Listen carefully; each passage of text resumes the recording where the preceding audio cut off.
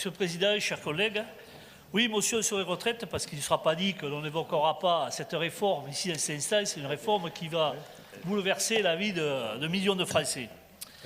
Alors, à travers son projet de réforme des retraites, Emmanuel Macron a fait le choix délibéré de brutaliser le pays, de cliver le pays, fait le choix d'une réforme d'une violence sociale qui s'attaque en particulier à celles et ceux qui ont les vies au travail les plus heurtées et qui subissent les temps partiels imposés, les contrats précaires et les périodes de chômage.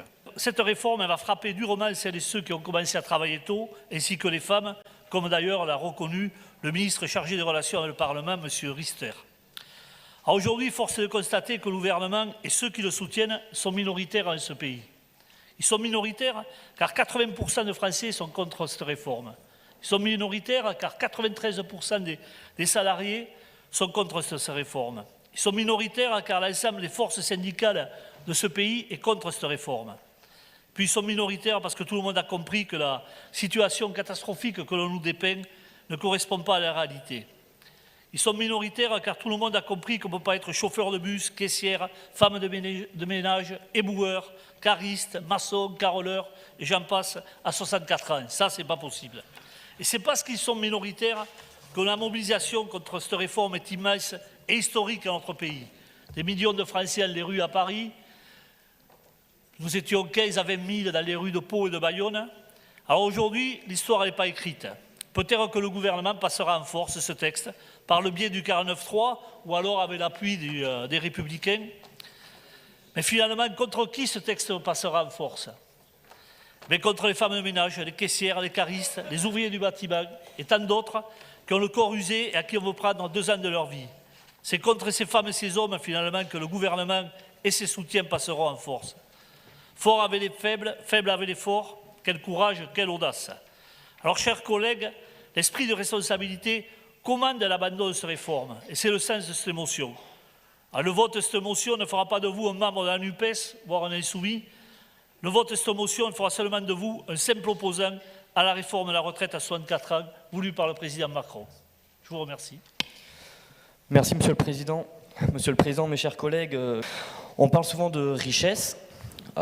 Surtout en cette période, et notamment de partage de la richesse. Alors là-dessus, on n'a peut-être pas toujours le même avis, mais je pense qu'il y a une chose qui puisse nous réunir, c'est la richesse des associations et des bénévoles qui partagent leur temps, leur savoir-faire et leur générosité. Aujourd'hui, le monde associatif, sans vouloir généraliser, rencontre une période de difficultés, d'abord des difficultés financières. Je pense que toutes et tous, régulièrement ici, on a des associations qui viennent nous voir pour nous demander des aides financières ou nous demander de les aider dans leur dossier de subvention. C'est pourquoi nous votons régulièrement au sein du département des aides aux associations. Mais au-delà de cette problématique, il y a également celle du renouvellement des bénévoles au sein des associations. La situation sanitaire a été en partie responsable de ça. 24% de bénévoles en France en 2019, 20% après la crise. 2 millions de bénévoles en moins. Et donc on peut se réjouir que le département s'investisse là-dedans dans le cadre de cette délibération. Mais il n'y a pas que ça. La situation économique actuelle en France, la crise qu'on traverse, la précarité, tout ça, ça a des impacts sur le bénévolat en France, car donner de son temps, c'est aussi faire le sacrifice sacrifier du temps par ailleurs, et donc aujourd'hui, il devient de plus en plus difficile de pouvoir offrir de son temps.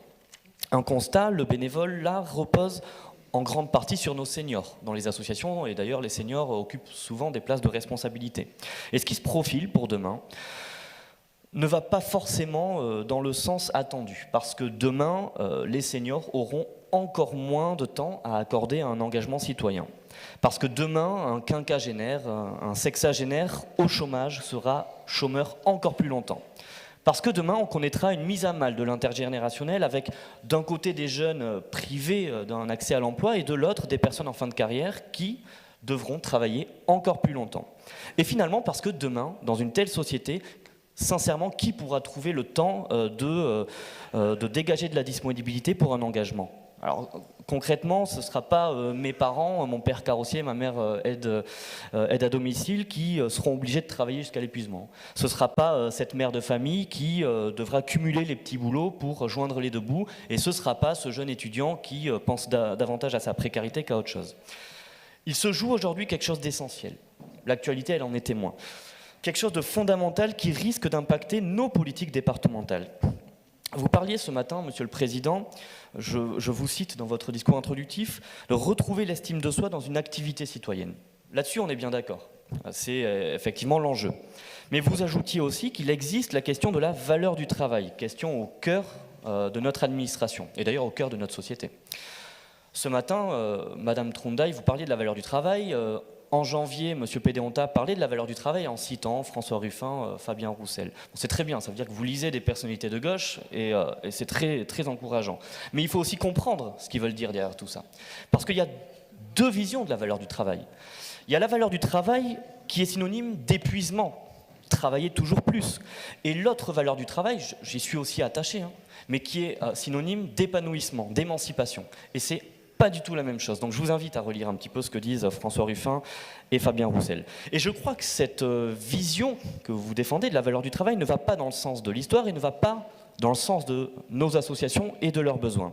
Si j'osais, ce matin, on faisait beaucoup de citations, alors je vais me permettre d'en reprendre une, c'est une citation de la députée Rachel Keke à l'Assemblée nationale cette semaine. Elle disait « On ne peut pas mettre à genoux ceux qui tiennent la France debout ».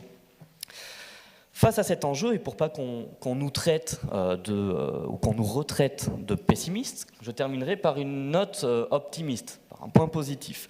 Une association, on le sait, c'est un endroit où l'on donne de son temps et où la richesse des uns fait l'épanouissement des autres. C'est un endroit où les rencontres sont précieuses car elles sont tout autant de valeurs transmises, où l'intergénérationnel prime et façonne l'engagement des plus jeunes. Il s'agit donc de ne pas leur imposer de fractures supplémentaires à ces associations, de ne pas leur imposer de freins supplémentaires. Nous verrons ces prochaines semaines ce qu'il en est. Je vous remercie.